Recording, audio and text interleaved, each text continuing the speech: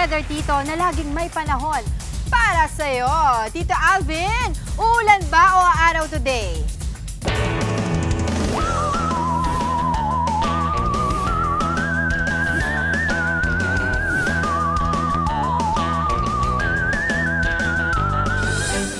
Good morning, Angela, at good morning mga kapatid. Ulat panahon po muli tayo. Again, meron po tayong binabantayang low pressure area sa loob ng ating Philippine Area of Responsibility.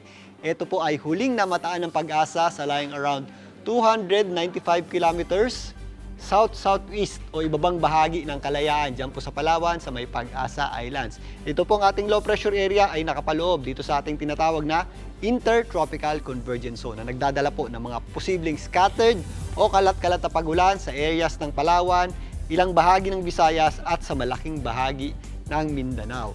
Ito po namang easterlies ang nagdadala ng mainit at malinsangang panahon sa natitirang bahagi ng ating bansa, kasama po dyan ang Metro Manila. Ngayong araw na ito, sa mga lalabas pa lamang ng bahay at papasok sa opisina o trabaho, asahan pa rin po natin ang maliwalas na panahon at mainit na tanghali. Hanggang mapanganib na antas ng heat index pa rin po ang ating aasahan dito sa Metro Manila. Wala pong epekto yung ating low pressure area dito at yung ating Intertropical Convergence Zone. Pero again, napapadalas na po yung ating mga afternoon showers at thunderstorms. Kaya paghandaan din po natin yan.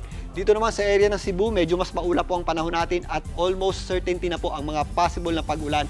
Usually po yan pagsapit ng tanghali hanggang hapon at posible rin po yan hanggang mamayang gabi. Ganun din po ang ating aasahan sa ilang bahagi ng Bohol, maging dyan sa area ng Southern Leyte. Epekto na rin po yan ng ating Intertropical Convergence Zone. Dito naman sa Cebu, halos certainty na rin po ang mga pag-ulan at thunderstorms dulot ng epekto ng ating tinatawag na Intertropical Convergence Zone. Dyan po yan sa Metro Davao, maging dyan po sa malaking bahagi ng Davao Region, kasama na po dyan ang malaking bahagi po ng Mindanao. Again, mag-ingat po tayo sa mga possible effects ng mga pag-ulan at thunderstorms dahil biglang buhos po yan ng malakas na pag-ulan na posibleng magpabaha at magdulot ng mga landslides, especially sa mga low-lying areas. Sa kabila po ng mga pag-ulan na ito, asahan pa rin po natin ang matinding init at alinsangang panahon sa malaking bahagi po yan ng Luzon. Sa katunayan, kahapon nakapagtala pa tayo ng mataas na heat index sa Cagayan. Umabot sa hanggang 47 degrees Celsius. Umabot din po yan sa 45 degrees Celsius dyan po sa may area ng Masbate, Daet at Tarlac. Ngayong araw na ito,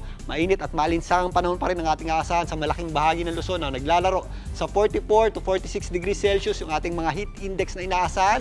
Dito po sa area ng Cagayan, Isabela, Lawag, Ilocos Region, kasama po dyan ng Dagupan, maging dyan po sa area ng Tarlac. Again, ugalin po nating uminom ng sapat na dami ng tubig at umiwas sa direktang init ng araw. Pero again, dito po sa western section ng Luzon, mas mapapadalas na po yung ating mga pagulan at thunderstorms tuwing hapon at gabi. Kaya pagandaan po natin yan. At yan muna ang latest sa ating lagay ng panahon. Muli, ito po ang inyong weather, Tito Alvin, na lagi may panahon para sa'yo. Mga kapatid, Dimples Romana po, kumpletuhin ang inyong umaga ng mga kwentong puno ng inspirasyon. Salubungin po ang bawat araw ng may ngiti at pag-asa. Kaya't mag-subscribe na po at mag-follow na sa aming social media pages ng News 5.